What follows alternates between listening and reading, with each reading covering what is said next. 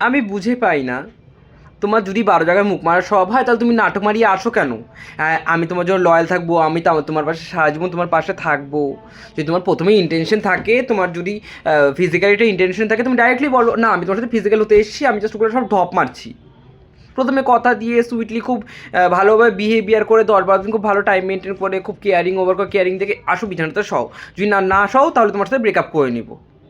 তাহলে ঠিক মানে কি তুমি ডাইরেক্টলি বলো, তাহলে তোমাকে কেউ অপোজিট পার্সন তো একদিন তো লয়াল হতেই পারে, সে তোমাকে তাহলে নিজের ফিলিংসটা দেবে না। তোমার সবার ইচ্ছা তুমি স্ট্রেট ফরওয়ার্ড এসে বলে দাও না আমি তোমার সাথে শুতে চাই, নাটক মারিয়ে আমি লয়াল থাকতে চাই, ওই তোমার পার্মানেন্ট থাকতে চাই। পরে যখন সেই যখন তোমার ক্যারেক্টার জানতে পারবে, যখন তুমি দ্য অপোজিট পার্সনকে তুমি ছেড়ে দিয়ে তুমি নিজের দুঃখে দুঃখে স্ট্যাটাস দিবে, মানুষের কাছে সিম্পাথি গেইন করবে।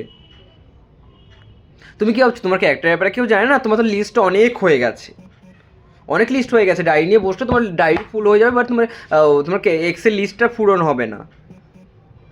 নামগুলো একজনের বলবো না 10 জনের বলবো, বুঝেই পাচ্ছি না কার থেকে শুরু করবো কার থেকে শেষ করবো। সবার আগে নিজের চরিত্র ঠিক করো, তারপরে মানুষের কাছ থেকে সিম্পেথি গেইনটা তুমি নেওয়া বন্ধ করো, যে লয়াল পার্সন তুমি তার নামে বদনাম করাটাও বন্ধ করো, এটি তোমাকে সব থেকে বেটার হবে। যত সব